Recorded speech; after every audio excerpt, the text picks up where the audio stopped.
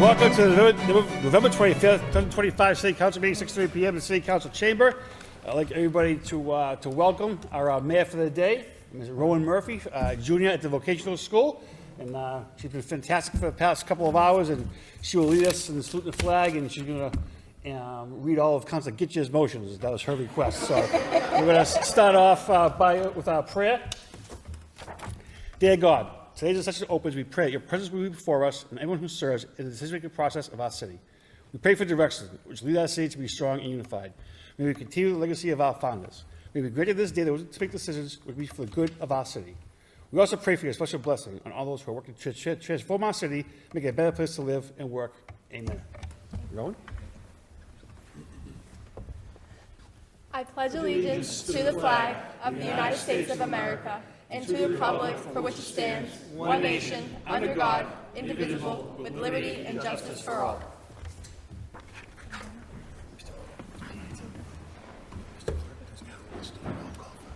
Mr. Clerk, please call the roll. Council Gitche. Here. Council Janess. Here. Council Mercier. Here. Council Noon. Here. Council Robinson. Here. Mayor Rourke. Here. Council Scott. Here. Council Yem. Mr. Mayor, you look great tonight. Yes. Here. Council Belanger. Here. Council Chow. Here. Council Dakota. Here. Acting Mayor Murphy. Here. Say my name. Councilor Belanger. Here.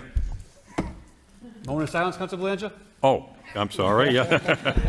A little off track. Thank you very much, Mr. Mayor. Yes, I do want to do a moment of silence in darkened chambers for a Lorraine Langlois Latulip, age 96, a longtime resident of the Pawtucketville section of Lowell, passed away on Saturday, November 8th, 2025, with her family by her side. She was the beloved wife of the late Lucien C. Latulip. Born in Draken on March 9th, 1929, she was the daughter of the late Henry and Yvonne Chouinard Langlace.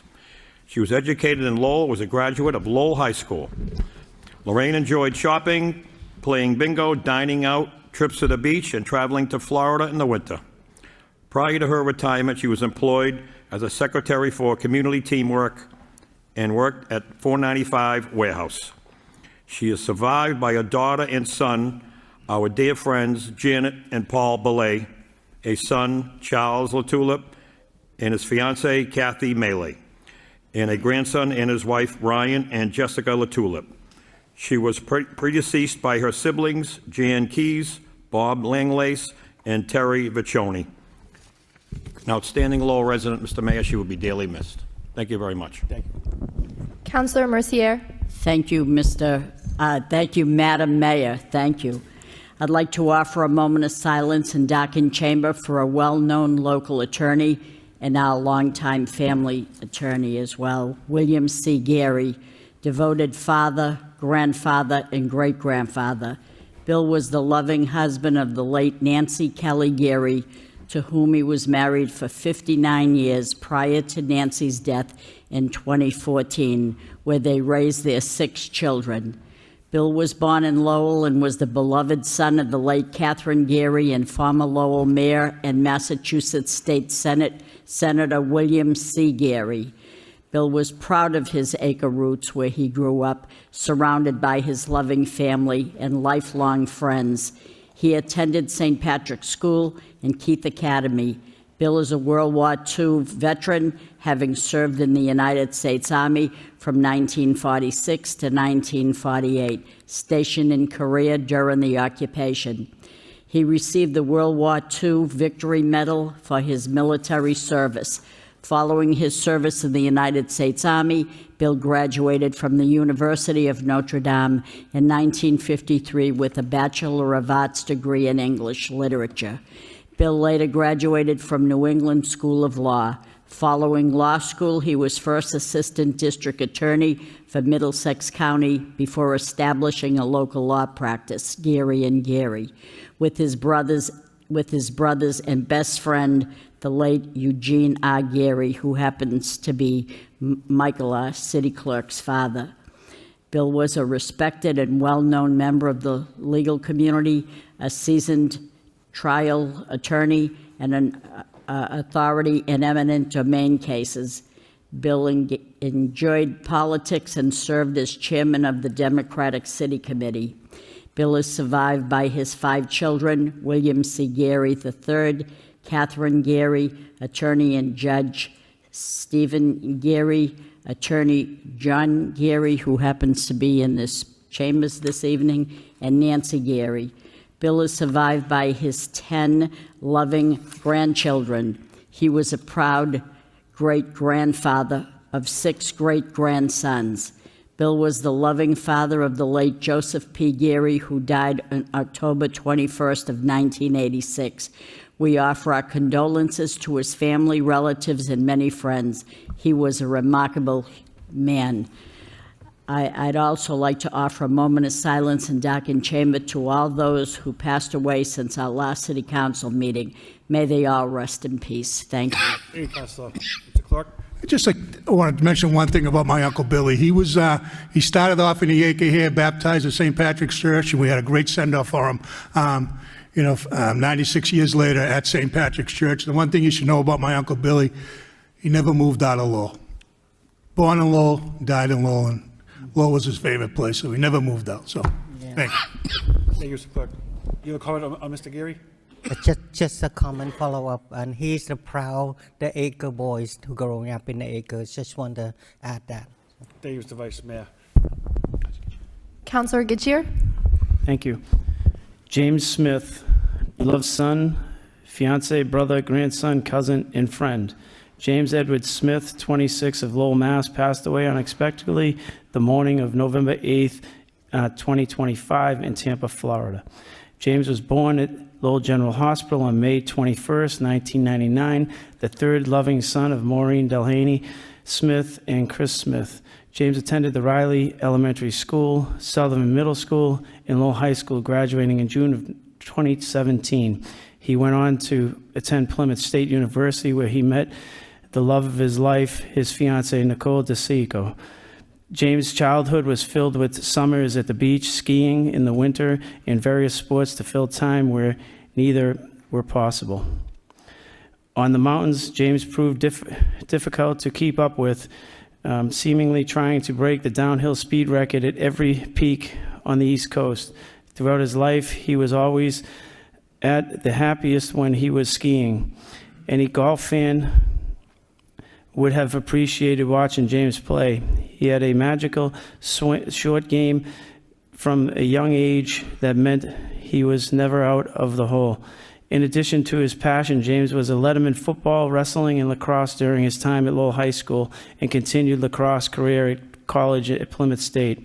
After attending college, James joined the New Hampshire National Guard to serve his country, completing basic training at Fort Jackson, South Carolina in 2021. From there, he moved to the Seacoast, ending up in Hampton, New Hampshire, down the street from his parents. He joined the Charlie Battery, 1st of 103 Field Artillery Regiment in the Guard. James served his state in natural disaster response efforts and ultimately led efforts to promote the Guard's mission through local media in the headquarter battery 197th Field Artillery Barrage. James was deeply proud of his service, reaching the title of sergeant in December 2024. In the coming years, James was planning to re-enlist and complete a deployment abroad. With one trademark smile, James had the uncanny ability to maneuver his way out of any wrinkle he found himself in. He went by many names in his main brotherhoods: Smitty for those he met in Lowell, and with the Guard, Jimbo for those he met in Plymouth.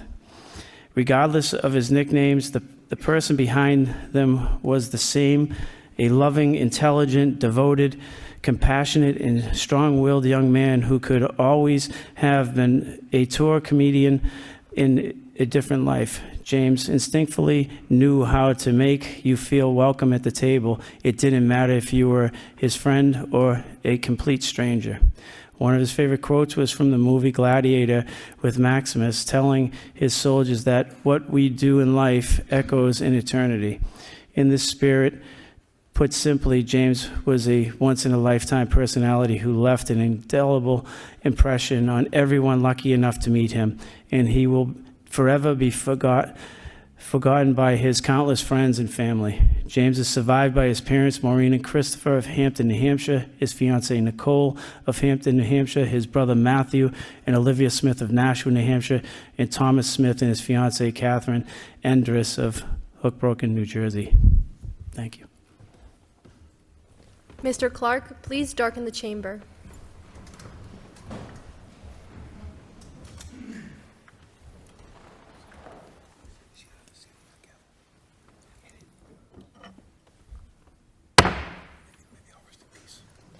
May they all rest in peace.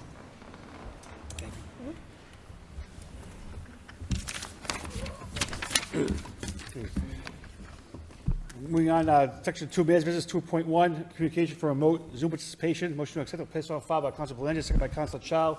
All in favor say aye. Opposed, motion passes. Remaining in section 2, like I mentioned before we started the meeting, we are very fortunate and lucky to have our mayor of the day, Ms. Rowan Murphy, here this evening. This is once again due to Councilor Getchia sponsoring and bidding on a Mayor of the Day for the Salvation Army.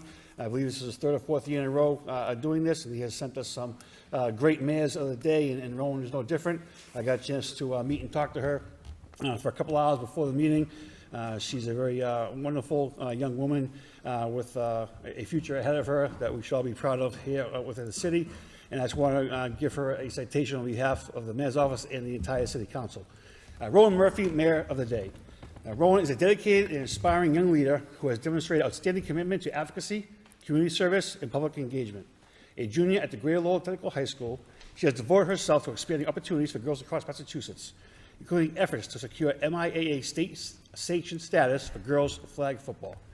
Her passion for public service has been evident throughout her internship at the State House, where she gained valuable experience in government operations and constituent support. She has distinguished herself as a member of the National Teen Advocacy Council for Girls, Inc., traveling to Washington, D.C. to advocate for Capitol Hill for issues affecting teenage girls nationwide. Her impact is also felt within the city of Lowell through her active involvement in nonprofit organizations such as Lowell Youth Leadership Program and Community Connections. Currently studying health assisting and pre-nursing, she aspires to serve her country as a trauma nurse for the United States Air Force.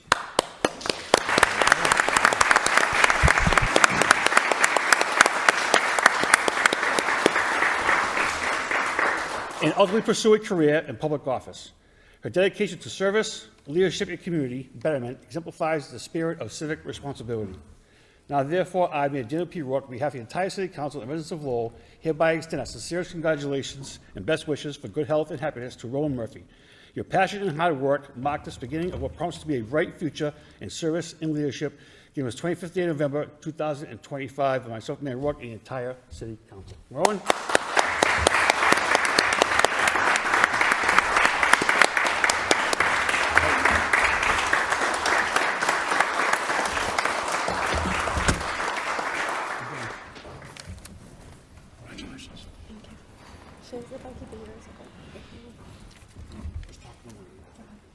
Hi, everyone.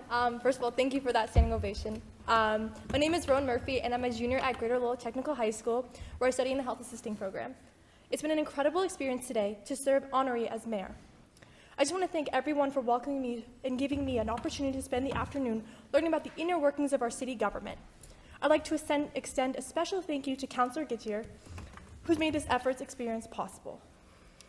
As well, thank you, Mayor Rourke, the City Council, and the city staff for your kindness and hospitality.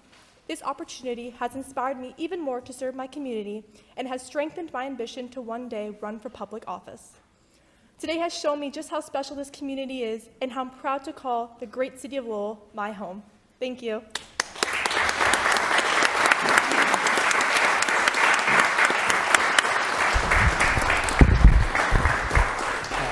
Rowan, just do me a favor when you run for office, stay out of Tuckerville, okay? All right, members of the council, please join us up front for a picture.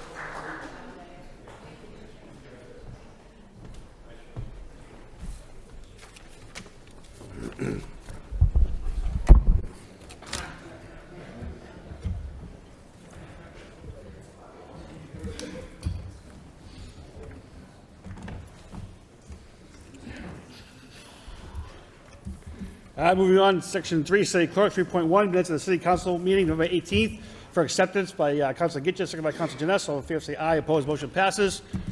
All right, Rowan, now it's time for work. Let's go. All right. Okay, let's go. Section 4, motions. Section 4 motions. 4.1.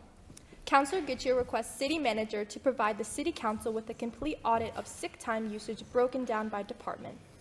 Second. By Councilor Robinson. Councilor Gittier. And then Thank you, Madam Mayor. The motion speaks for itself. all in favor say aye. Motion passes.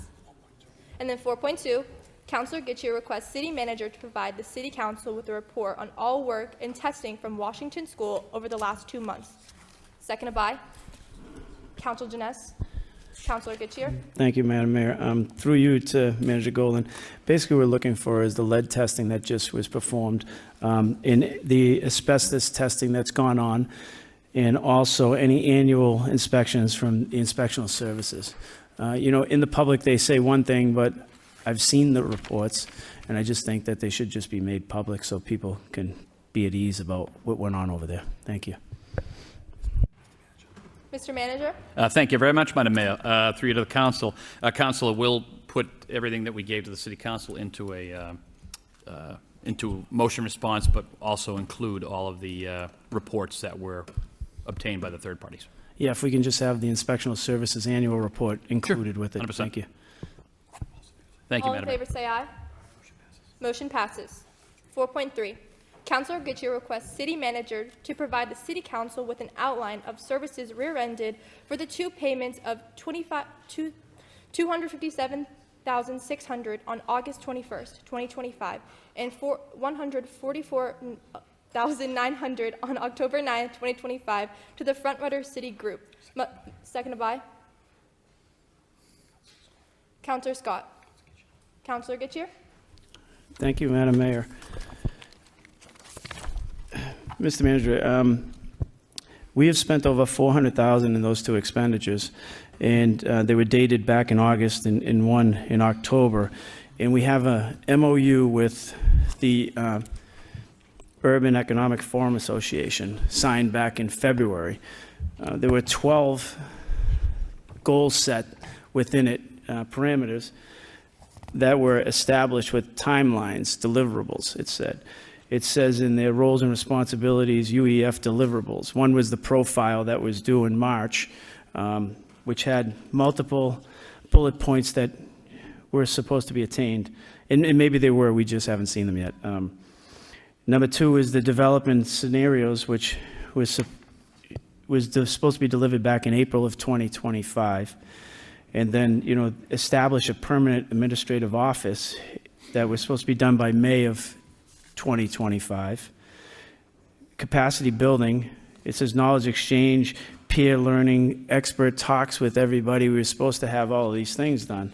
There's a partnership piece that also was supposed to be done by July, and it says community-based partnership, local NGOs, civic groups, we're all supposed to meet in these things. Advocacy and branding, which was supposed to be done in August of 2025 by the outline.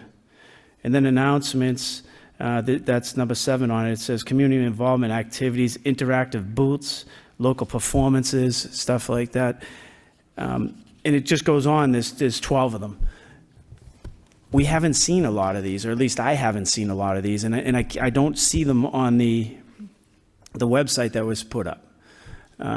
There's not a lot of paperwork on these expenditures, and if these are the things that were outlined, I'm just wondering where we are in all of these deliverables that were supposed to be here. Are some of them, the timelines shifted off? Because if you look at page 15 of the MOU, and I'm not sure how many city councils have the MOU or don't, that was signed back then. It says, completion of a low profile 3 months after signing the document. That should have been done on May 5th. It says creating scenario planning document 2 months after the signing of the document. Establish the urban SDG administrative position 3 months after signing the document.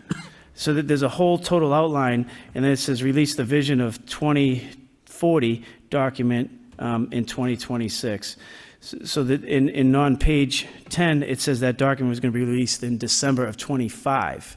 So I'm just wondering, what was delivered for this funding? Where are we on this whole process? And is there going to be these interactive things with the community so that they can get engaged? These are the questions that we're all being asked, and I'm not sure if the rest of the council is, but the MOU outlines right from start to beginning, monthly, where we're supposed to be, and I haven't seen a lot of it. So if you could just get that delivered to us, that would be perfect. Thank you. Mr. Manager? Thank you very much, Madam Mayor, through to the council. Council, you're correct. Some of this stuff was pushed out. For instance, the expert meeting was only held in October.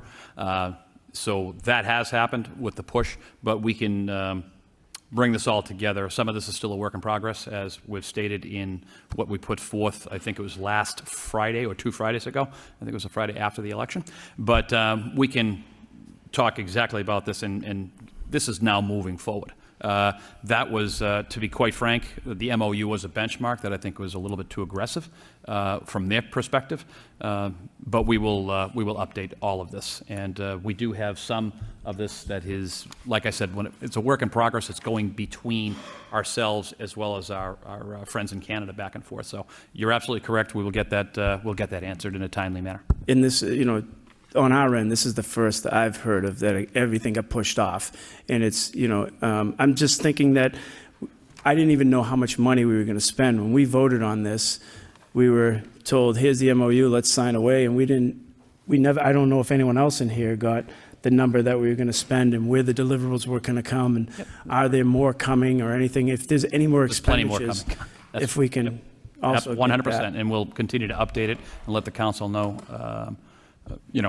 Not just on the website, but we'll continue to update it as we get this stuff. But thank you. You are correct in regards to the expert meeting. The 2 of them were held in October. They were supposed to be held a lot earlier. It's just the timing of it. Thank you. But that will be done. 4.4. Genesis. Councilor Janess requests City Manager have the Law Department draft a shadow conduct ordinance for adoption by City Council. Seconded by Councilor Yem. Councilor Genesis. Thank you, Madam Mayor. This is a kind of forward-looking thing that I brought up once before, and unfortunately I don't think it went anywhere, and so I'm trying to bang this drum again while I'm still here banging it. the biggest motivation for it is the fact that Comcast, in our recently renewed franchise agreement, still grants the city access to the iNet, which is the institutional network that connects various municipal buildings around the city. Lowell is the only city that still has access to an iNet in the Commonwealth of Massachusetts. Comcast has discontinued them everywhere else. I suspect that they will want to discontinue this in 5 years when this franchise agreement comes up for renewal. So I'd like to get ahead of that and basically use the opportunities we have in front of us of things like the sewer separation project, all the road work that's on the list of things to do, to start getting conduit in the ground when the roads are open. It can be done so cheaply when it's being done alongside other work.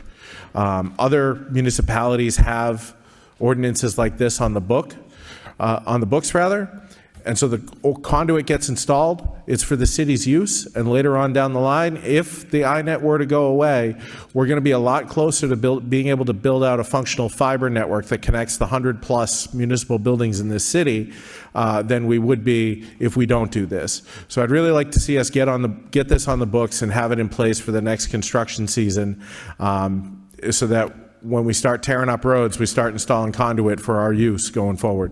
Thank you. All in favor say aye. Motion passes.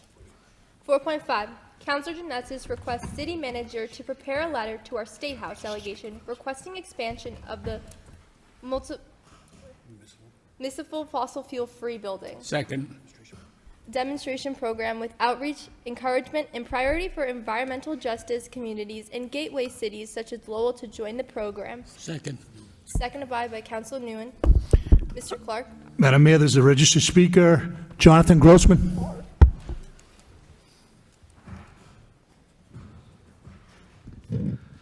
Good evening, and thank you, Madam Mayor, for the opportunity to speak.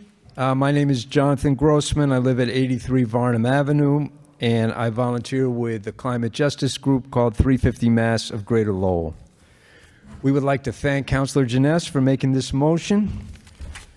Methane, which is the main component of natural gas, is a powerful greenhouse gas, and that causes climate change. And climate change, with all of its destruction, its suffering that it causes, and its high costs, has not gone anywhere.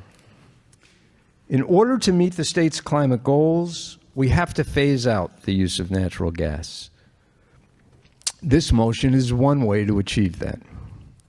Many of us grew up in homes heated with gas or cooked with gas stoves. It turns out that gas is really not good for us. It causes significant health issues. It releases air pollutants, both when it leaks and when it burns. It increases the risk of asthma in children. There are studies that show this. We already have an asthma problem, and we shouldn't add to it. And who knows better than Merrimack Valley residents about the dangers of natural gas explosions? Fortunately, we don't need to build with it.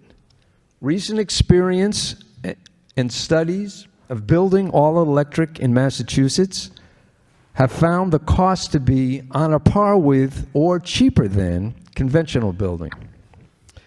Reports from Massachusetts towns that have gone all electric are that it has not slowed down housing development and has not slowed down affordable housing development. This is especially true if new housing is built using modern energy-efficient methods such as passive house. If Lowell is looking to the future and wants to be sustainable, we have to transition away from gas. Thank you. Councilor Janess. Thank you, Madam Mayor. Thank you to the speaker for coming down tonight. He hit all the points I was going to make, basically. In 2022, the state legislature adopted a new law that included the instruction for the Massachusetts Department of Energy Resources to create a pilot program for 10 communities across the Commonwealth to be able to implement fossil-free buildings, mainly residential buildings. Those 10 communities have gone forward. The Massachusetts DOER is now reporting on outcomes every 2 years. They are developing a report. One just came out in September. And that report, which is available on the DOER site, runs you through what was done and the impacts and the costs. Costs, according to this study, have gone down. Building is still happening in these cities and towns. But only 10 communities were allowed to opt into this original pilot program. So I would like us to ask our delegation in the State House to consider moving forward with an update to that pilot program to be able to expand it. And I want to see that expansion be available to cities like Lowell, cities that are environmental justice communities, cities that are gateway cities. When you look at the list of towns and cities that opted in, it's cities like Aquina on Martha's Vineyard, Lexington, Lincoln, Newton, Cambridge, Brookline, Acton, Arlington, Concord, and Northampton. I really think it's time for a city like Lowell to be included in this program. Our kids should not be subject to the health disparities and negative outcomes that are associated with living in a house that was built to be heated and cooked with natural gas. Lowell deserves the opportunity to opt into this. This is obviously a process, but the first step in this process is getting the state to open the door. So that's what this letter would do, or would at least encourage our legislators to look at and give us the opportunity. So that's what I'm asking us to vote in favor of. Thank you. Councilor Robinson? Thank you. I have one question. Are there any impacts to construction projects that would still contain fossil fuels as a result of this? It does say prioritize with this. Would there be any negative impacts potentially? And every community that was listed is not very similar at all to Lowell. I hear gateway cities, but out of that list, I don't really see anything similar to Lowell. Councilor Janess? Thank you, Madam Mayor. To address my colleague's questions, it would require us adopting a home rule petition. And so in that home rule petition, we could decide what was in scope and what was out of scope.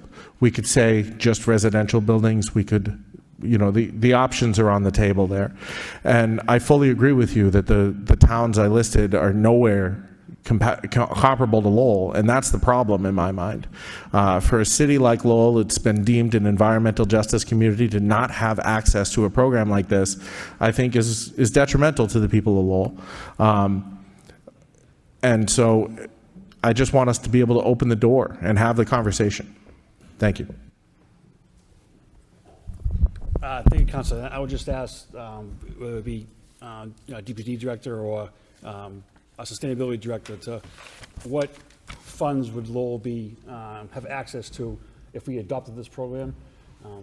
I understand that some people think that there's no extra cost to this, but I've heard on the other side that there is extra cost to it. So I would be hopeful that the state would help us deal with this if that's the goal of the council going forward.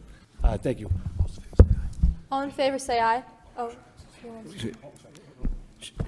Thank you, Madam Mayor. Should we send this to an environmental subcommittee? Motion sent to the environmental subcommittee. Seconded by Corey. You get extra. You get extra points if you could pronounce the code too. So. All in favor, say aye. Motion passes. Thank you. 4.6. Councilor Janess's requests city manager to provide city council with a report on options to limit future construction of new gasoline filling stations within the city of Lowell. Seconded by Councilor Mercier. Oh, Councilor Janess. Thank you, Madam Mayor. This is yet another forward-looking motion that's just trying to kind of look at our land use that we've done to this date. We've spent a lot of time in here talking about the expansion of electric vehicles, the reduction of the need for gasoline. So I think it's time that we take a look at our options in terms of utilizing what land we have left and what we're doing with it. I think that if we continue to expand gasoline stations within the city of Lowell, it's kind of not the best use of the land at this point. We've got plenty of them. And, you know, the demand is likely to go down over time. I'm not saying we should get rid of the ones we have, but I think we should think long and hard about creating any more of them within the city. And so I'd like to just have a report back to understand really what kind of options are on the table and what we may want to consider doing with this. And maybe that response can go to zoning or whatever makes sense to have a deeper discussion on it. Thank you. Councillor Yem. Thank you. I appreciate the report and simply looking for the motion, simply looking for a report of the option. My concern is that, you know, if we limited more of this gas station, we call it, my fear is that it will be detrimental to local businesses, because one gas station, besides providing gas, it's also providing other businesses, including like the convenience stores and other lotteries, and employed a number of employees who are the residents of the city of Lowell. So I just like to see, I will support to get a report. However, I may not support if we want to ban it altogether because of the possibility of detrimental to the local businesses. Thank you. All in favor say aye. Motion passes. 4.7, Councilor Belanger requests city manager to provide update regarding updates/repairs to firehouses. Seconded by Councilor Janess. Councilor Robinson. Councilor Belanger. Thank you very much, Madam Mayor. Well, Oh my God. Well, they have the same name, so. that's all right.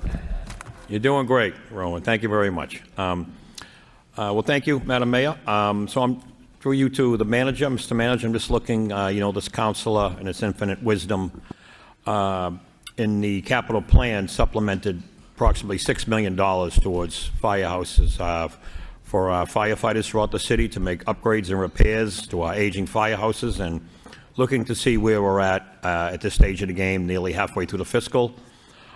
See what progress, what's been made. Very curious to know. Mr. Manager. Thank you very much, Madam Mayor. Councilor Belanger, thank you very much. We will update on all the repairs, but there was a coordination meeting today. Is almost ready to go out to design bids, so there's going to be more to respond to in the next probably 2 or 3 weeks. Oh, excellent. 2 to 3 or 4 weeks, right in that range. Timing's everything. Thank you very much. All in favor say aye. Motion passes. 4.8, Councilor Belanger requests city manager to provide updates regarding upgrades/repairs to upper the field concession stands at Shed Park. Seconded by Councilor Mercier. Councilor Belanger. Thank you, Madam Mayor. Well, in the upper field of Shed Park, which I'll start by saying Shed Park is the baseball mecca for the entire city. It is the headquarters. It's where state tournaments are held. And this concession stand is really important to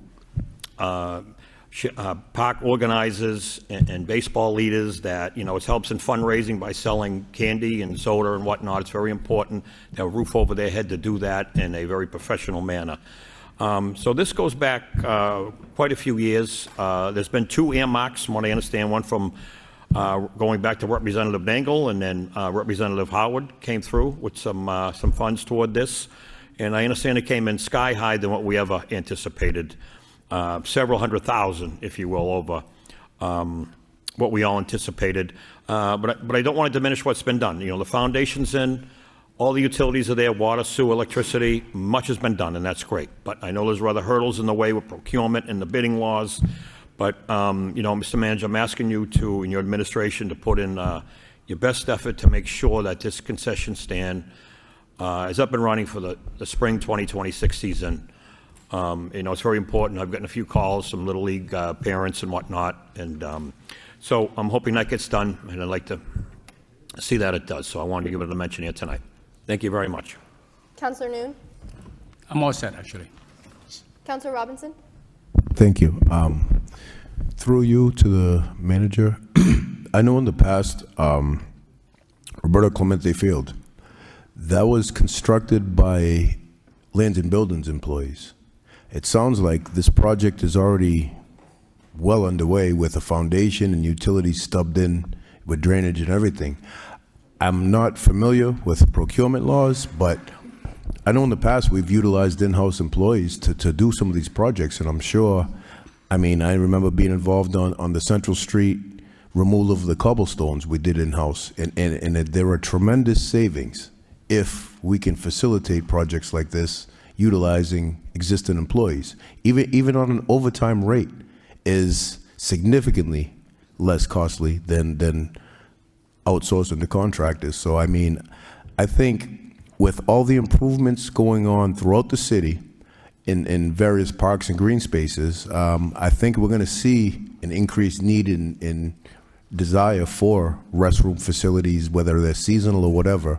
And I think if there's a path forward to try to lean in on some of our in-house employees and work with neighborhood groups, whether it's vocational schools, whether it's youth build, any of the above, or all the above, I think we could find a means to complete a lot of these projects at a cost that's significantly less than if we have to obviously go out to bid and bring in outside contractors. Thank you. what about Greater Lowell Technical High students? Yeah. Perfect example. Co-op, Yes. co-op is hard to find. I think that'd be a really good experience for them, especially working kind of almost in a real job environment, because working on the same house every day, it gets them some new experience. So coming from a high school student who does go there, I think this is really beneficial. Right there, Mr. Manager. Again, see? I'm forced to put in motion. Mr. Manager. Thank you very much, Madam Mayor, and I do appreciate that thought. In-house employees, working with some of our local folks. Chapter 149, which is what we've been dealing with, has been a real challenge financially. So I'm not so sure. I know I'm looking at 10 people here and 11 and 12 behind me, that we really want to get this thing done. This has been a real challenge, but we will look, bound by 149 that you had mentioned earlier, Councilor, that's a problem. So we have some other ideas and other plans with some of our friends and folks, and maybe the vocational school, Madam Mayor, could be one of those opportunities. So we will continue to work through this. This has been 2.5 years too long. So. Thank you. And through you again to the manager. So is that not allowed under mass law, that we can't have employees build facilities like this, or it is legally allowed? I'm unsure of what you referred to, 149 or whatever. Mr. Manager. Thank you, Madam Mayor. Once again, Chapter 149 is similar to Chapter 30B. It's just 149 is the buildings. How we'd have to put things out for building. Typically what we do on all of our construction, we'd put it out. And, once again, the challenge is, you're right, we put down the pad, we put down the conduit, the water, the sewer, et cetera. We've been chipping away at this thing as best we can, and we're still coming back when we put it out to bid, which would all be prevailing wage, et cetera, at a number that is just not, quite frankly, we wouldn't have the ability to do it in every other part of the community. So, trying to do it, can we do it with our employees? 100%. But as you know, I think we have 12 employees over in the street department, and they get jammed up a little bit time-wise. So it is something that we are looking at. Our folks have been we've been trying to get this done. Dare I say, the private side of 149, and the numbers continue to keep coming back a little bit higher than I'm comfortable with, and I think that the CFO and the council, quite frankly, would be uncomfortable with the numbers that are coming back. So working in-house, that's an opportunity. Working with the vocational school could be an opportunity. We will get this done. It's just we're exhausting every aspect, and it's really actually exhausting when you look at the numbers that are coming in for a 900 square foot snack shack with 2 bathrooms. So, and I only raised that because, like I said, I remember ground up when Lands and Buildings did the multi-room facility over at Roberto Clemente Park currently, and that was built in-house. So I think when money's getting tight, as it's going to be, I think we need to get creative and utilize what we have within our networks. Thank you. Mr. Solicitor, did you have a comment regarding Mayor Murphy's suggestion? Yes, thank you, former Mayor Rourke. So I believe it's out of order for the current mayor to suggest anything that she would get a personal benefit from at Greater Lowell Tech. But I just wanted to make sure everyone was aware of that. Thank you for that. Mr. Mayor, I believe this is the first time a mayor's been censured in the chamber. Councilor Gettier, you work here. Help me, please. Yeah, help her out. Help her out, Councilor. Oh, boy. Oh, boy. Through you, Madam Mayor, to the manager, a question for you. When they put the water and sewer in, was that a city contract that they put under? Mr. Manager? Yes, it was an existing contract that we had with water and wastewater. And what about the foundation? Was that a bid process, or did somebody put it in and then donate it back? Mr. Manager? Madam Mayor, through you to the council, I'll have to check. So when we talk about... Thank you. That was not donated, no. So that was bid out. And it must have been under the 50 grand. Off the top of my head, I don't remember how much it Okay. was. So in the past, when they built, like, say, Calories concession stand, the private group built that and then donated it to the city. So if there was a private group that had those type of funds, and I'm not sure where the funding sources are coming from, but if they had that type of funding, they could donate that process in back after it was built, as long as the city had a contract with them, I believe. Through you, Madam Mayor, to the Mr. Mayor? manager. Thank you very much, Madam Mayor. We can indeed accept a gift, and we're exploring everything that everyone's talking about here, because once again, the numbers are coming in too high. So we are exploring all of this with all friends in labor, friends in the neighborhoods, et cetera. So this is all being explored currently as we're talking about it. So once again, I know this council has been very patient with this, and we are trying to get there.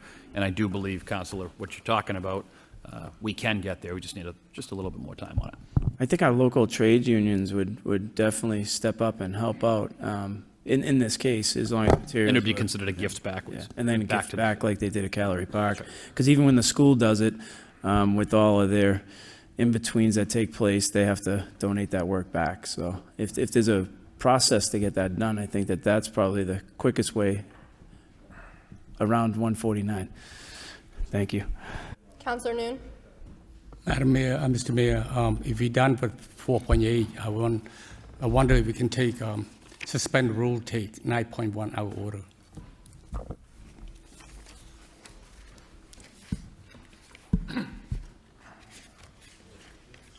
The resolution, second. Right.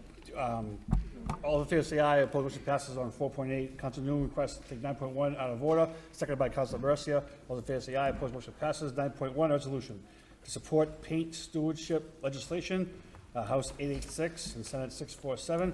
With a full reading and second reading by title. A motion to adopt by Councilor Janess, seconded by Councilor Dakota. Comments? Roll call, Mr. Clerk? Counsel Getchia. Yes. Counsel Janess. Yes. Counsel Mercia. Yes. Counsel Noon. Yes. Counsel Robinson. Yes. Mayor Rourke. Yes. Counsel Scott. Yes. Counsel Yem. Yes. Counsel Belanger. Yes. Counsel Chow. Yes. Counsel Dakota. Yes. 11 yeas. Mr. Mayor, Madam Mayor, while we're under suspension of the rules, I'd like to move to begin discussions on, is it 6.2? No, the motion response B. We have two motion responses this evening. So what? We'll combine them when we get to it. Yeah, I was going to say combined with 8.1 as well. Just, we'll bang out A. So say 5. 5, communications from city manager. 5.1, motion responses. A, motion response, speed monitoring, East Merrimack Street by Councilor Mercier and... Okay. Councilor Mercier? Thank you, Madam Mayor. I did make a motion after the street got paved, East Merrimack Street. It was like a speedway, according to the residents that live there. However, I'd like to share the data with the public that we got, because sometimes what you think is happening, unless it's documented, you don't really know that. And so I asked for a radar speed detector to track the speeders there. So I don't know what's going on there. Maybe it is, they are speeding, but this radar detector is more knowledgeable than the average person. And it's there all the time. And so this is what I want to share. So within a month, between September and October, on East Merrimack Street, they captured a total of 5,656 vehicles and the speed records of those vehicles. So we know that the speed limit is 25 miles an hour. So the largest group of 2,644 vehicles were going to the speed between 21 and 25 miles per hour. So that throws that out of the loop. For 978 vehicles were below. They were going from 16 to 20 miles an hour, so they weren't speeding. Then you have the third group, 248 vehicles. They were going 11 to 15 miles an hour, although we did see some that were going between 26 and 30. That was 1,404, but it wasn't the max of the people that, if you add everybody in, the majority of them were going within the speed limit. So only a small amount were exceeding the 35 mile an hour. 13 vehicles fell within 36. So I think the police will continue to still monitor the traffic conditions there and enforce the action if necessary. They'll come back and do that. So we still, even though this is what it said, and we're, even maybe 5 people speeding is not a good thing, but they're going to monitor it and still be there. So I just want people to know that. So thank you for the report. It was very understanding and really good. Thank you so much. Mr. Manager? Thank you very much, Madam Mayor. Once again, Councilor, per the request of you and many others, we'll be coming back there in the spring of 2026 to finish the sidewalks. I want to say it's on the left side, on the outbound side, as well as installing additional speed deterrents, whether they be speed humps, tables, et cetera. I don't believe that's been that hasn't been decided yet, but just so everybody does know that that particular road, we were able to jump on that in the beginning of the fall, Yes. but we're going to be coming back in mid-spring into the summer to That's finish good. up. That's good, because even though it shows that the majority of people were within the speed limit, you don't know that they might come back and start speeding, and people in that neighborhood are nervous about it. Thank you so much. Councilor Getchir? Thank you, Madam Mayor. Through you to Manager Golden. Manager Golden, do we know the location of the speed sign where it was put? Do we know the location of where the speed sign actually was put to record the data? Mr. Mayor? Yeah, I did Thank see you, it. Mr. Excuse me, Superintendent Hudon is here. He knows it. Thank you. Thank you, Superintendent councilors. Hudon. That was placed out near the Beresford Ave, East Merrimack That's area. right. Okay. It was. Mr. And I saw Superintendent, another question. When you add up your numbers, you come up to 5,274 vehicles, and then you add the 13 and you get 5,287 vehicles. What happened to the other 369 vehicles that weren't recorded? Thank you, Counselor. For being concise and saving space, I didn't include the speed ranges of 1 to 5 miles per hour or 6 to 10 miles per hour. Okay. Didn't feel it was real pertinent. Okay. Do we have the numbers from 30 to 35? Because we have over 35, but we didn't have, that must be in that number also? Yep. 30 to 35, excuse me, 26 to 30 was 1,404 vehicles, and 31 to 35 was 177 vehicles. So when you look at it, the largest group is 64% are between 16 miles an hour and 25. So more than half, almost 64% of it is in the range of the speed limit, and there's 25% that are between 26 and 30. So, I mean, when you look at the numbers, seems like people are following the speed limit more or less, so. Yeah, Counselor, I would just, having that speed sign board, it's a very visible deterrent, and obviously when that's not there, I'm sure some of the speeds may creep up, and as the Counselor stated, we'll be out there to periodically enforce the speeding. Thank you for the report.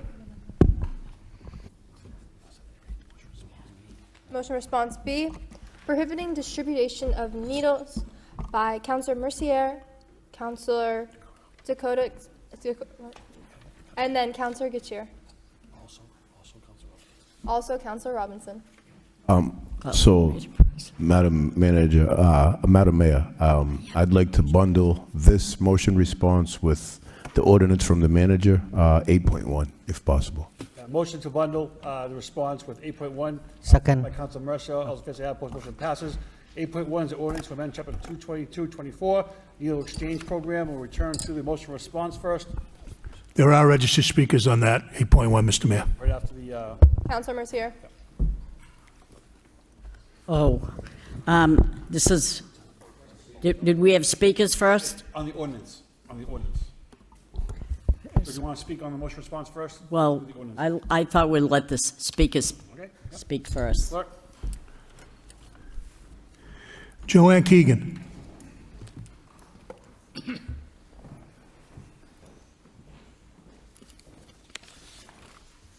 Thank you, Mr. Mayor, members of the City Council, Manager Golden and staff. My name is Joanne Keegan. I live at 67 Rayner Street here in this fine city. For those of you who don't know me, a little bit about my background. I spent my nursing career in public health. I was a public health nursing advisor for the State Health Department with the Bureau of Communicable Disease for 34 years. After retirement, quote, I worked as an interim director of health and human services here in Lowell on 2 occasions. And then I spent a year as the COVID coordinator. I've been a member of the Board of Health for 28 years. Public health is my passion, in particular the health of the people, all of the people of this city. If we could step back for a minute to last week's council vote on safe injection sites, the council made its position clear, but a few of you expressed interest in the experience of public health professionals around this complex public health issue. I personally am not a proponent of safe injection sites.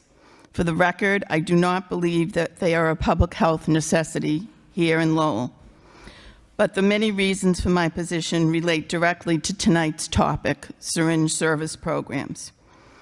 We in Lowell have made Narcan, with help from the State Health Department, readily available and accessible to anyone who wants it. Narcan is a key tool in preventing overdoses. In Lowell, we have clean needles available, and more importantly, the wraparound harm reduction disease control services that go along with DPH-funded syringe service programs.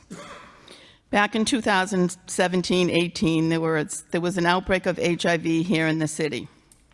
The State Health Department and CDC were involved and concerned. At the time, harm reduction programs around the state were helpful in decreasing HIV among IV drug users in Massachusetts by 92%. While in Lowell, we saw a documented 33% increase in HIV infection. We were also seeing a rise in hepatitis C and other bloodborne illnesses. After coming to Lowell, the CDC and Massachusetts DPH made recommendations on controlling the outbreak, and the Board of Health agreed to those recommendations. Hence, the DPH funding of a syringe service program. In the following years, Massachusetts DPH surveillance staff noticed a substantial decrease in HIV infections in their follow-up reports for Lowell. We also saw a decrease in other communicable diseases. Syringe service programs work in the control of communicable diseases. Please understand that syringe service programs are not the same as safe injection sites. They are funded on the premise that they will provide so much more than clean needles. Clean needles are an important tool in controlling communicable diseases throughout our community. Syringe service programs provide Narcan, screening for diseases, referrals to drug treatment, referrals to treatment for illnesses, including mental health referrals. They provide vaccinations, wound care, and important links to other services. At the November Board of Health meeting, the Assistant Commissioner of Public Health and her staff gave a presentation on syringe service programs in the Commonwealth. The council was invited and a number of you were able to attend. I believe it was Councilor Gittier who appropriately raised the issues of needed mental health services and the issue of discarded needles in our city. The Department of Health responded at that meeting by saying that they would be amenable to supporting/funding more syringe cleanup efforts in the city of Lowell as part of syringe service programs. They agreed the Commonwealth needs more mental health programming. In Lowell, I believe the availability of mental health services will improve greatly with the opening of VinFen in conjunction with Spectrum and the Restoration Center. The CDC has been studying the effects of syringe service programs for 30 years now. When two similar cities are compared, the city with the syringe service program had 86% fewer syringes in public spaces. Looking at the syringe numbers in Lowell, we need DPH-funded syringe service programs. Fact, the two SSPs in Lowell collected 96,000 syringes last year. Yes, they distributed 146,000 syringes, but not included in that report are the 3 DPH-funded kiosks around the city, which collected, by weight, 456,000 pounds of syringes. That's a very good return of needles dispensed. Syringe service programs are your huge help with syringe collection and disposal, and we need that help in Lowell and the additional help that DPH is now offering. People who use syringe service programs were found to be 3 times more likely to stop injecting drugs. Shouldn't that be the goal of any substance abuse service? If we, quote, know what drugs do to individuals and their families, shouldn't we want a program in our city that makes it 3 times more likely for a person to enter addiction treatment? In Massachusetts, there are currently 72 public health funded sites in 68 different communities. Over the years, studies have shown that syringe programs have not resulted in any increased crime in those communities. 30 years of national research has shown that these programs do not promote drug use. SSP's syringe service programs continue to be funded by the state health department because they're effective, particularly in regard to communicable disease control. I respectfully implore this council to pass an ordinance that does not result in the elimination of this vital program in Lowell. Elimination could result and send us back to 2018 or before in terms of public health. I thank you all for your time and your service to this city. Mr. Clark? Aaron Gendron.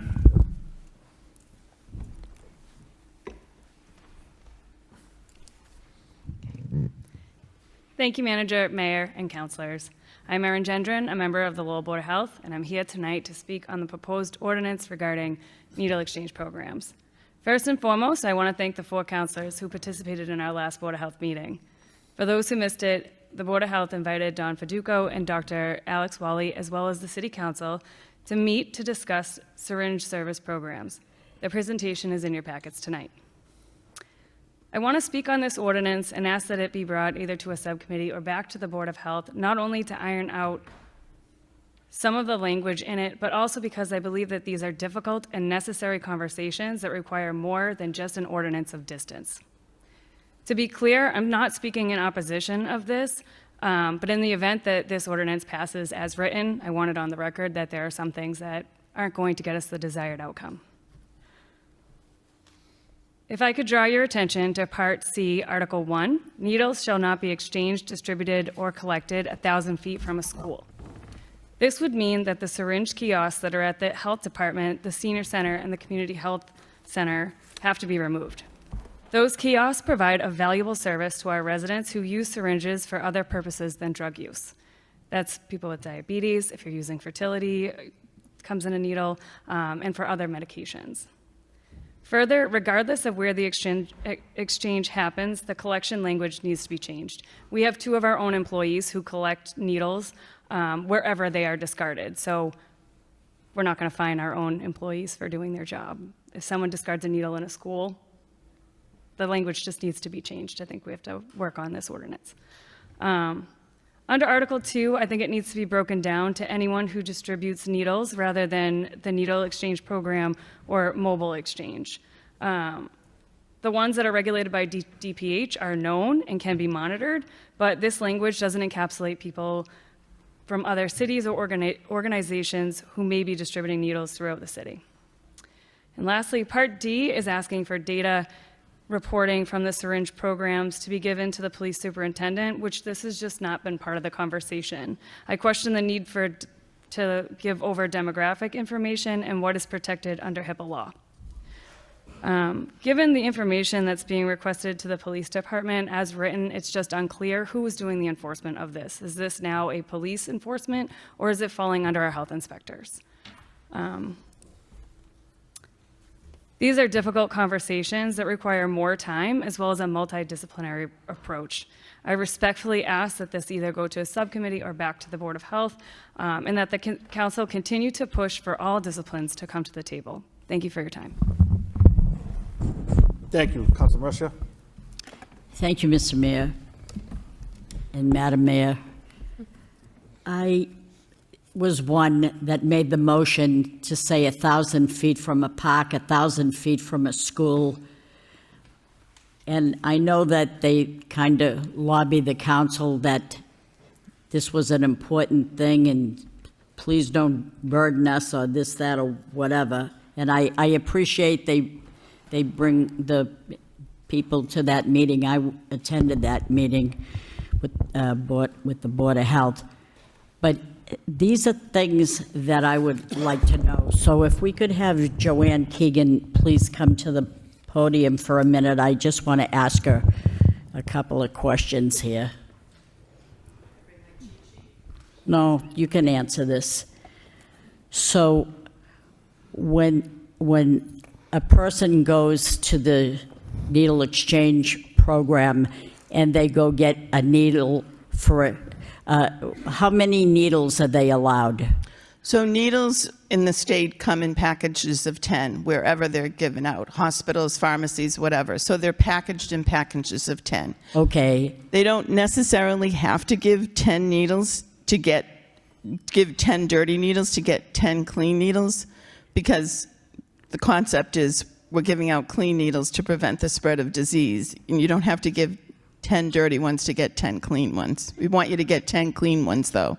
So in other words, if I go, I don't have to give a dirty needle in exchange for, let's say I want 3 needles. I don't have to bring in 3 dirty. That's right. And I gave the numbers. There's, those 197,000 collected. There was less needles in their report to DPH. Less needles collected than they gave out. Admittedly. I don't mind helping someone, and I know public safety is important. I don't want people to get HIV. I don't want people to die. But I don't want the family to go into a park and have their child get stuck by a needle. Right. What about their safety? I agree absolutely with you. Right. So having said that, I want something. I can give you 500 feet, but I want something in exchange. I want something in that ordinance that says, you want 10 needles, you give me 10 dirty needles. And that's what I want, because the word says exchange.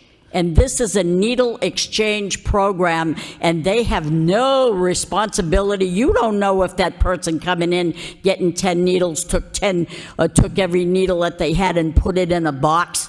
If that's the case, then why are your people all picking up all these needles all over the place? And why is it that people can't go to the South Common and bring their kids there because we're spending a ton of money, but yet I don't want my kids go sledding down that hill and slide right into a needle. What about their health? I what agree about with their you, safety? except all the studies have shown that communities that have syringe service programs have far less syringes in their public spaces. Well, we have a lot of needles in the South Common, and I don't understand that. I think that the people, and I don't mind helping people, I want to keep them disease-free, but the fact remains that we offer no oversight for them. They go in, it's a needle exchange, they don't have to pick up the needles and bring it back to them. I think we should have something in the ordinance that says, you want 10 needles, you bring 10 needles back, and then your people would have to work less, because those people that are causing the destruction are cleaning up after themselves. So that would sort of, it would lose the focus of the purpose of a syringe program. Yeah, So and it'd the make purpose more- of a syringe program is to get IV drug users into the program, and as a carrot, to offer clean needles. But the wraparound services surrounding the syringe service program are why you want these folks in there. I think we're just enabling them again. We're an enabler again. That's what we're doing. Okay, we're so giving the- them so- no so- responsibility to pick up after themselves. I just get sick of it. I just get sick of it. The syringe service programs have been around for about 30 years now, and none of the studies have shown that people start using drugs because of the program, or that we are encouraging, by giving clean needles, we are encouraging people to shoot up more than they would.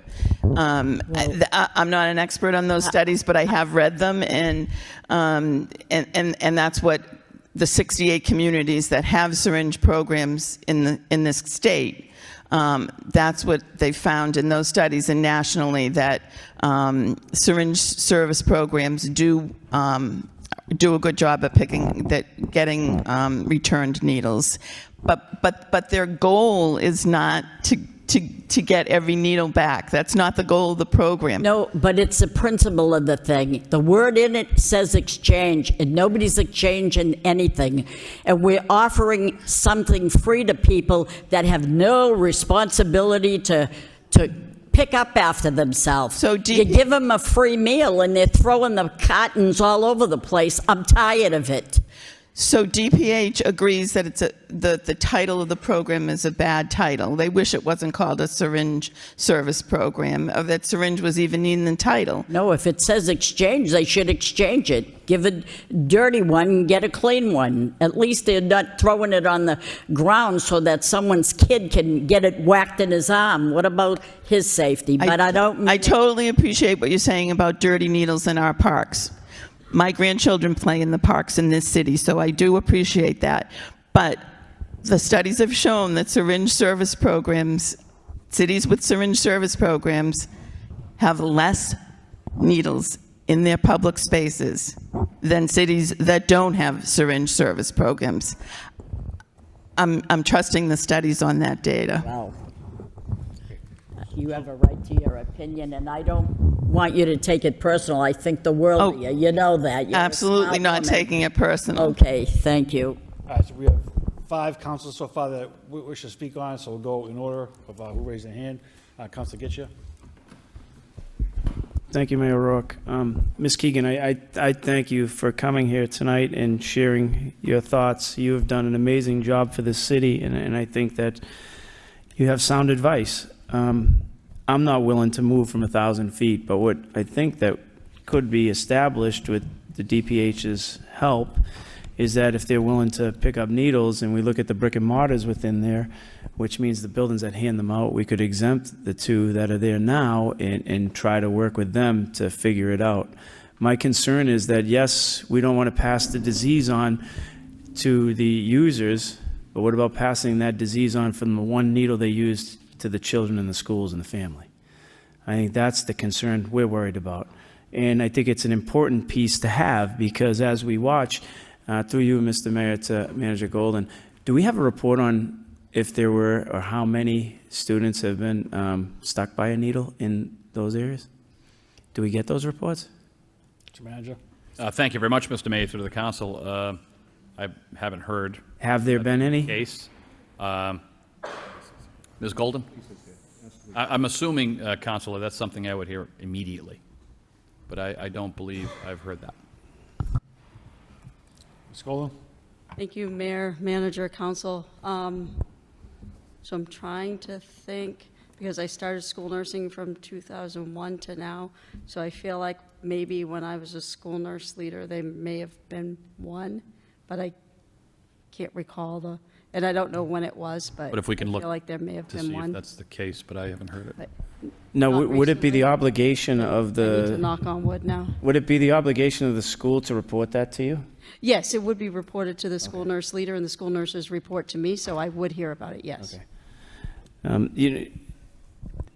When you look at the South Common, that parking lot's 1,000 feet away where they're doing the drop-offs. And I think we need to do something. It's not an ask, it's a want. And I do think that conversation needs to continue when you watch the Department of Public Health come in and then offer us services which we've never been offered as long as I've been here. Now they're saying, okay, we're willing to work with you, which was a good meeting, I think, from everybody who attended. When you're looking at it, though, I think that 1,000-foot mark needs to, just the next day after that meeting or a few days after, you got the community charter schools sending over pictures of needles on the ground in the alleyway where the guy's sleeping and everything. And I got to send it over to the Assistant City Manager, Machado. And it's just it's a tough thought. It's a tough decision, but we don't want to see anybody get sick. But we have to do something at some point and say, and I think everybody, even both sides, are in agreement on it. The 1,000 feet is something that needs to be done. The brick and mortars, okay, but these mobile drop-off sites, wherever you want, we can drop off. That's a tough thing to take in this city. So I will listen to this conversation because I think it's an important one to have. I will listen to the health experts, and I feel the frustration of Councilor Mercia. We get the calls every day. And it's tough when we're worried about it happening to somebody. So, Mr. Mayor, I would listen to my colleagues on this one. Thank you. Mr. Robinson? Thank you very much. I think this conversation here is pretty much strictly about the ordinance before us, and it originated with a motion. At that meeting with DPH and the Board of Health, I have to say, since I've been on this council, I personally found that to be the most informative, most productive meeting we've been able to have on any of this situation that we've all been challenged with. I think we all sat here and asked for professionals to come in and discuss, and we've all asked for professionals to listen to what our community's concerns were. They did just that. DPH brought in some people that I have to say, I mean, you had a gentleman that's a doctor that worked in Kensington, and that's one of the worst places in the United States. That's ultimately ground zero when it comes to mental health, substance use disorders. We've also had members of the DPH during those conversations say, after hearing what our community's concerns were and what we're contending with, that they agreed with us and they were glad to have this two-way dialogue where we can point out from boots on the ground, what are we facing? And they actually came back and said they think there is some kind of resources to assist the community like Lowell with some of the challenges we're facing. I agree with my colleague, Councilor Getchier. I think for the past almost 4 years, loud and clear, we've heard, we've seen. I'm not willing to budge either on the 1,000-foot buffer around schools. But I think Councilor Getchier also touched on something very important.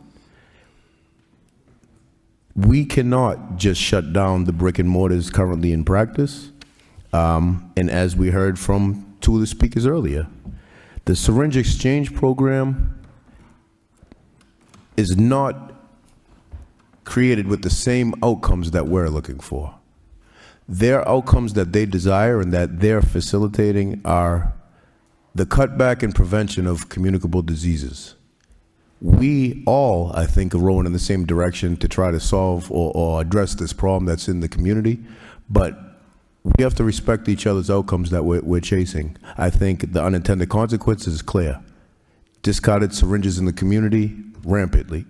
And so this draft ordinance is nowhere near complete, in my opinion.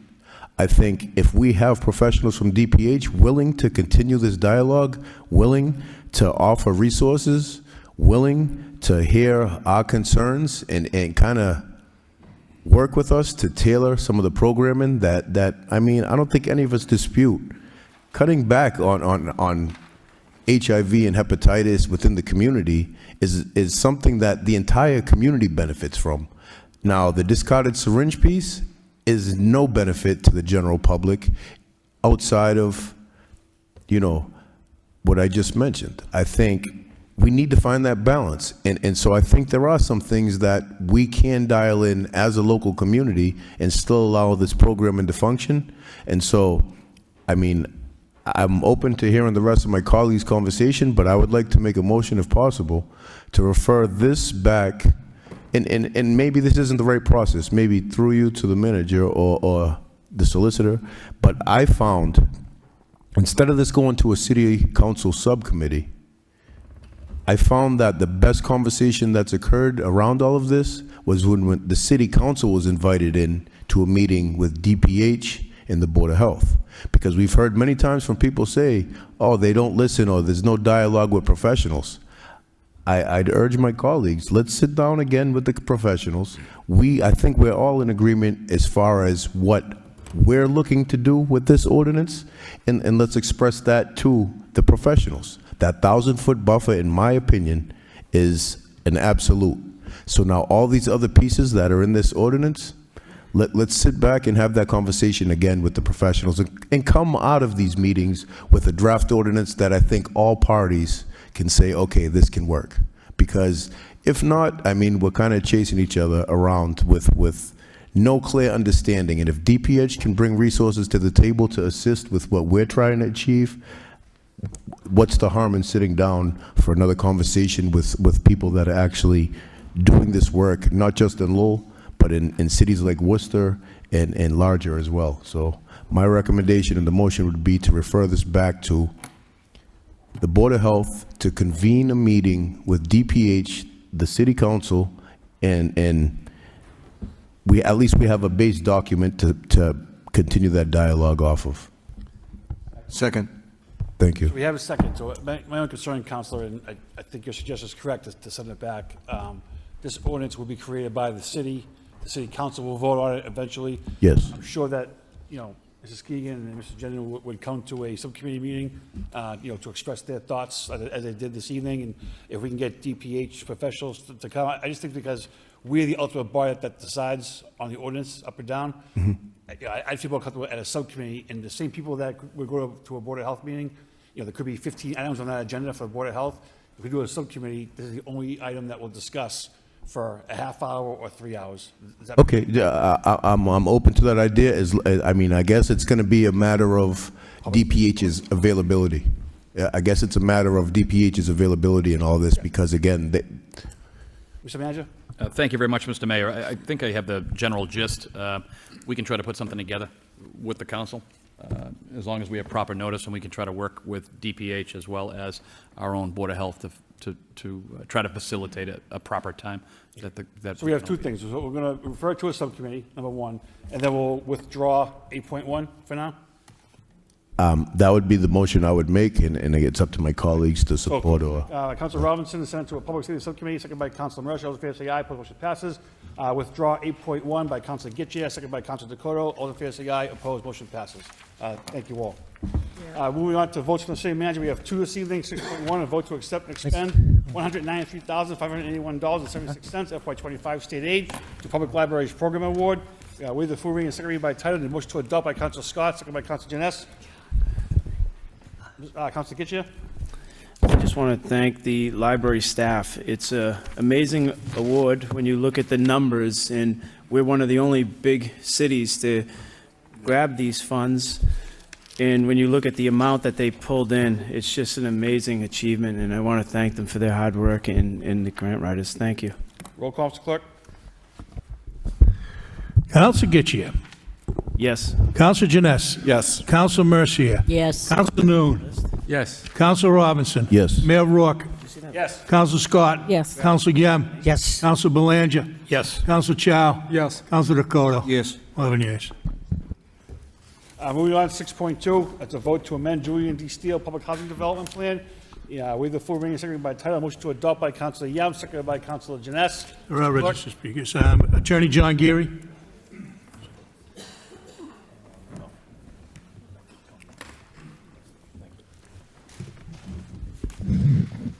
Thank you, Mr. Mayor, and good evening to all. Before I get started, I just wanted to thank Councilor Mercier for her kind comments about my father. Thank you, very much appreciated. For the record, my name is John Geary of Geary & Geary LLP, 32 Church Street, Lowell, Mass. I'm here tonight representing Residents First Development Corporation, and we're here before you tonight requesting that the City Council vote to amend the development plan associated with the River's Edge Development Project. That plan was put in place originally back in 2006, has gone through a couple of iterations. The amendment before you tonight would allow the construction of a total of 187 dwelling units at the development. Currently, there are 155 units constructed and occupied. The final phase of the River's Edge project would include 32 owner-occupied, income-restricted dwelling units. By allowing for those 32 units, additional 32 units, the city meets a couple of its major goals associated with the Lowell Forward Plan, which is to create additional housing in the city and to create additional affordable housing within the city. So those are two important goals of the Lowell Forward Plan. In order for Residents First to march forward with the permitting and the funding, the amended plan needs approval from the Executive Office of Housing and Livable Communities, the Board of Commissioners of the Lowell Housing Authority, and of course this City Council.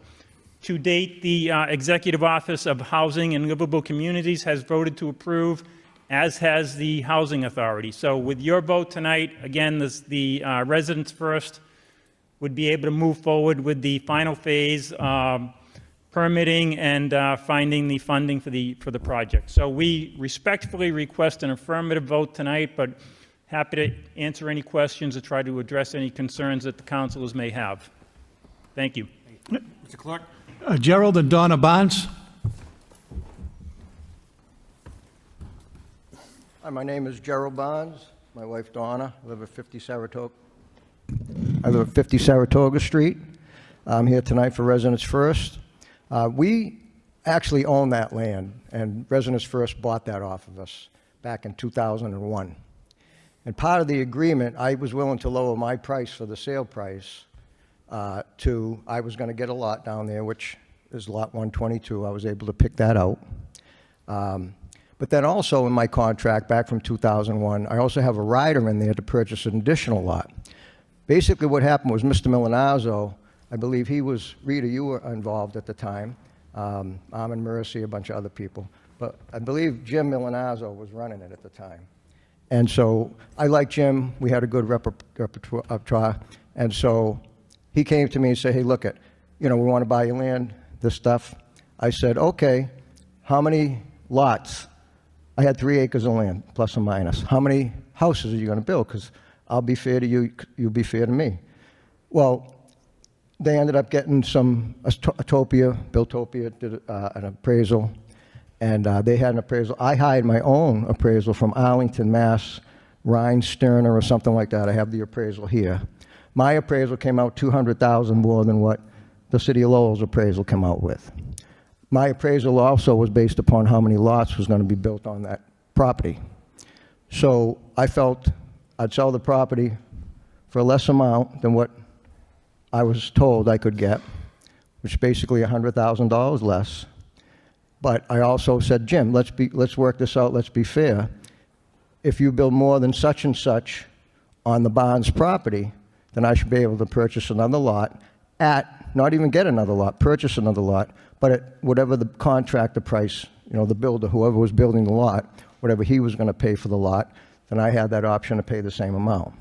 So that's just a quick synopsis. So that was 2001. This is 25 years later, we still don't have a buildable lot. For 25 years, up until Mr.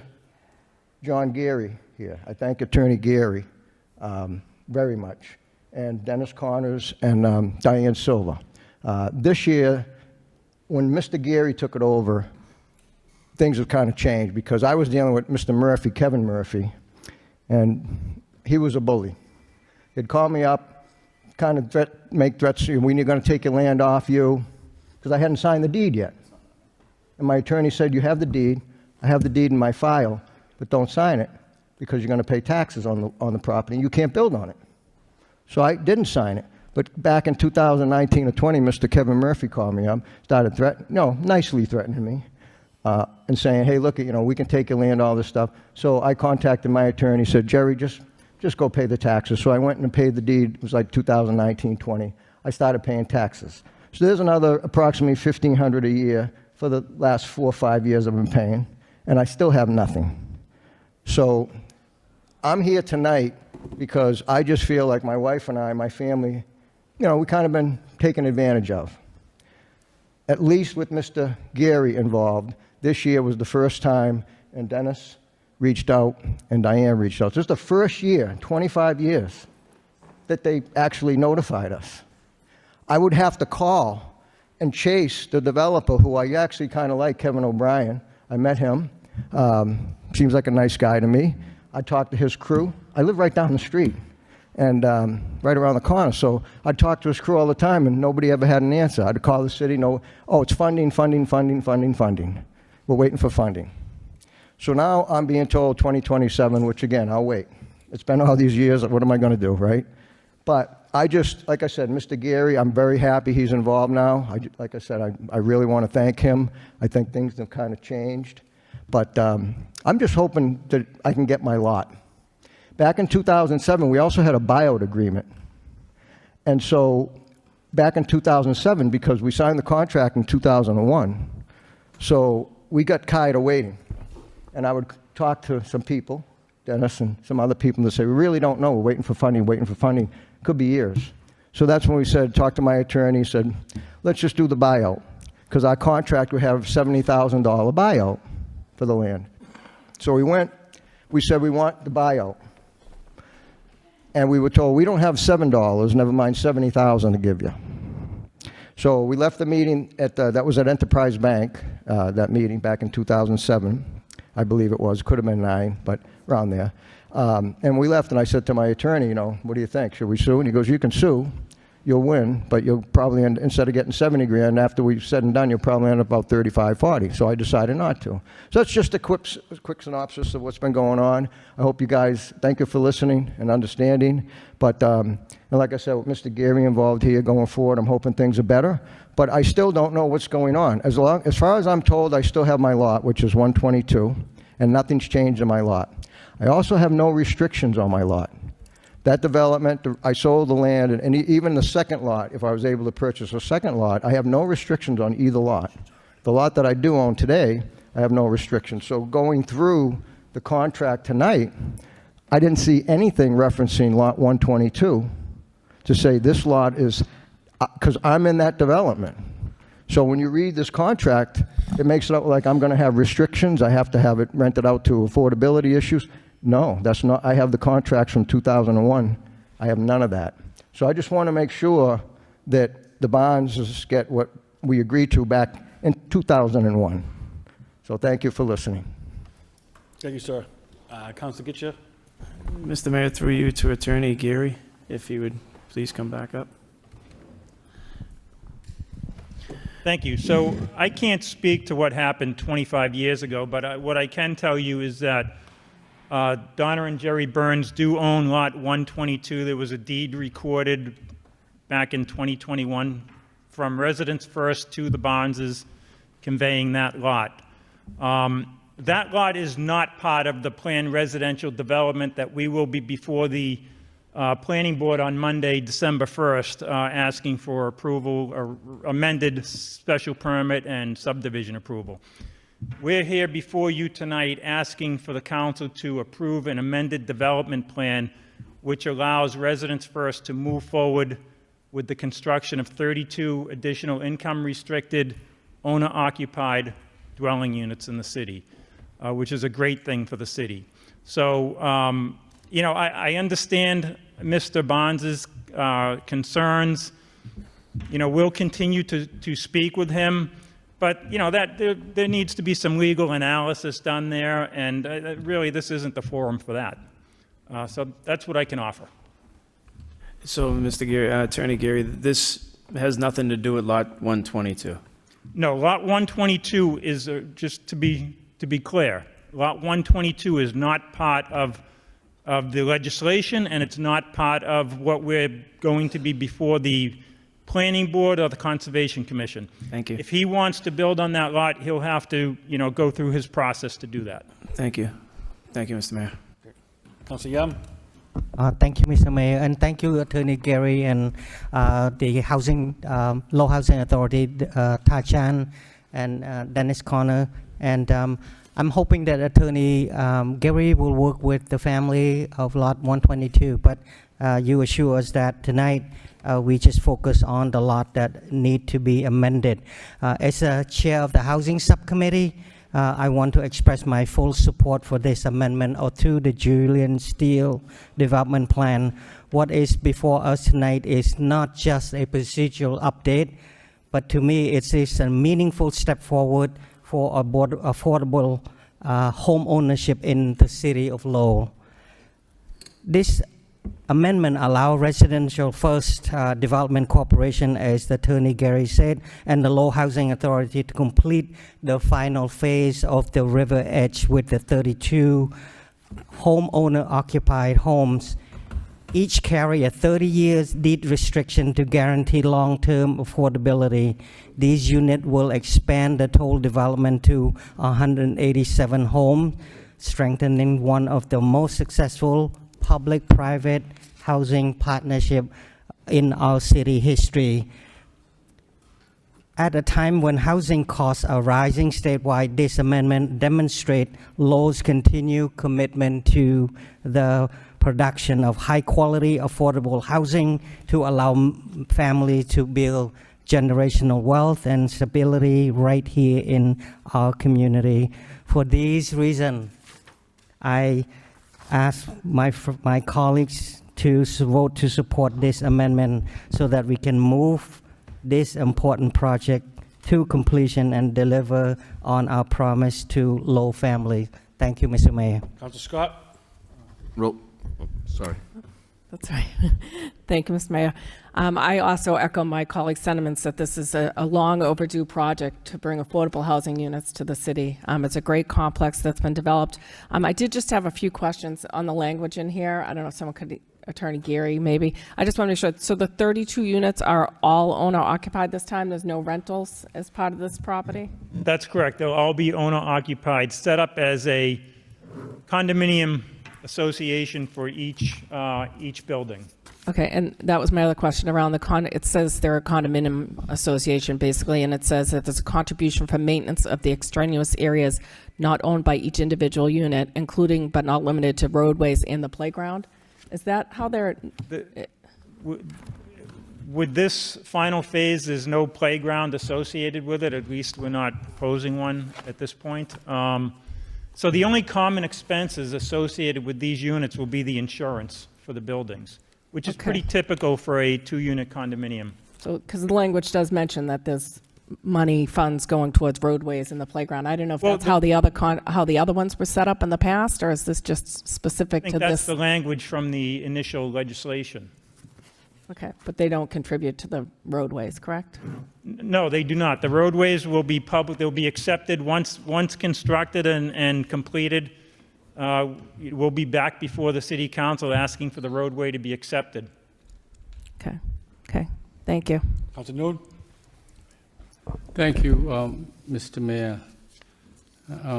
This work would not be possible without the delegation, particularly the late State Senator Ed Kennedy, to get this through the legislations and the work of the Residential Development First and the directors of Lowell Housing Authority.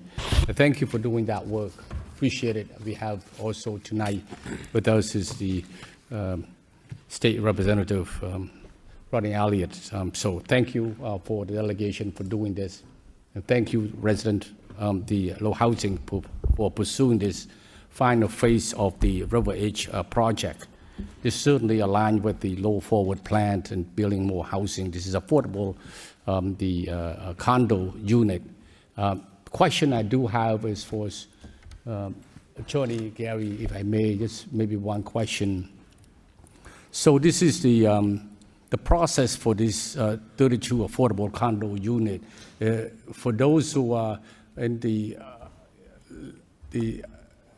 say their income meet the guideline, right? So how do they? Is it they going through the lottery? And who is the agencies that in charge of doing that lottery? The Merrimack Valley Housing Partnership will be assisting along with the Lowell Housing Authority, who's acting as a technical assistance partner in this project. So the units will be sold to residents or area residents with income levels, average median income levels of between 70 and 100%. How widely this process will be open to people so that they know ahead of time if they were to apply for that? I believe it's going to be a lottery structure. All right. Thank you very much. So this is a good project. Appreciate you. Thank you, Attorney Kerry. Roll call, Mr. Clerk. Counsel Getchia. Yes. Counsel Janess. Yes. Counsel Mercia. Yes. Counsel Noon. Yes. Counsel Robinson. Yes. Mayor Rourke. Yes. Counsel Scott. Yes. Council Yam. She said yes. Yes. Counsel Yem. Yes. Counsel Belanja. Yes. Counsel Chow. Yes. Counsel Dakota. Yes. 11 yeas. He said yes. Orders from city managers. 7.1, order 60-day trial, waive full readings and second reading by title. Motion to adopt. Counselor Getchia. Counselor Yem. Roll call. Counsel Getchia. Yes. Counsel Janess. Yes. Counsel Mercia. Yes. Counsel Noon. Counsel Robinson. Yes. Mayor Rourke. Yes. Counsel Scott. Yes. She said yes. Counsel Yem. Yes. Counsel Belanja. Yes. Counsel Chow. Yes. Counsel Dakota. Yes. 10 yeas. 7.1, loan order. 7.2, loan order 2025 MSBA Accelerated Repair Program. Referral to public hearing on December 9, 2025 at 7 p.m. Counselor Getchia. Counselor Dakota. Any comments? Roll call. Excuse me. I just a quick comment. I'm glad to see this. I think it's desperately needed. You see all the schools that are listed here. And again, any bit that we can get in and get these projects done, the better off. 4 years ago, our schools were in a lot tougher shape, and what progress we've made, and there's still tons of work to do. And I'm glad to see, and knock on wood, everybody, and keep your fingers crossed, because the cold weather will be here. But so far, I mean, again, this is further example of commitment to improving our educational facilities. So thank you. 10, subcommittee reports, the environmental flood issues will be on for next week. And then 11 petitions, 11.1 claim 1 property, and then water motion to refer to law department for report and recommendation. Counsel Janess. Counsel Robinson.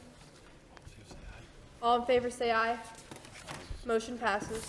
Section 12, any announcements? Counselor Getchir? We hope to see everybody this weekend at the City of Lights Parade at 4:30 start on Saturday. So thank you, Mr. Mayor, and your staff for all their hard work, and Mr. Manager, and everyone who's worked hard to put this together. I think it's going to be an amazing event, and Mr. Mayor gets to do Mayor's Choice again, so that'll be good. Thank you again. Counselor Robinson? Mr. Mayor. Thank you. Councilor Robinson? Thank you. I would just like to say thank you to everybody that stepped up. We had an incredible event this past Sunday at the East End Social Club, and it was a true showing of community support for community.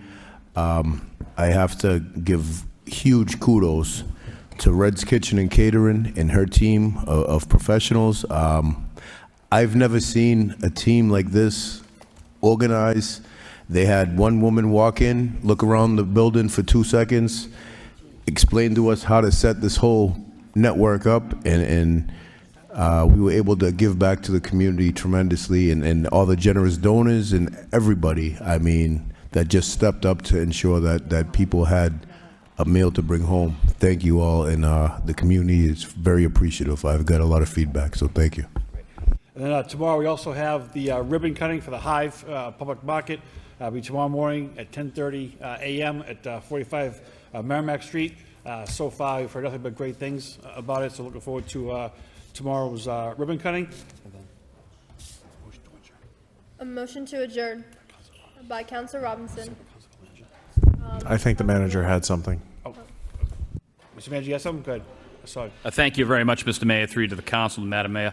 I just want to say, Councilor Getchir had stated earlier, I want to say thank you to Ms. DeRosa, Mr. St. Cyr, DPW, Case, and everyone for making this happen. And a big shout out to our electricians who, while we were watching the Patriots win another on another Sunday, they were 180 feet in the air on Sunday, making all the appropriate electrical things that we have going on up here. So I want to say thank you very much to DPW and all the electricians and all the guys and gals that have been making it happen. Saturday promises to be a very, very good time. So thank you for allowing me, Mr. Mayor. Motion adjourned by Councilor Getchir, seconded by Mayor Murphy. Everybody have a great evening. Good night. Oh, thank you. Yeah, fantastic. That was a Yeah. lot.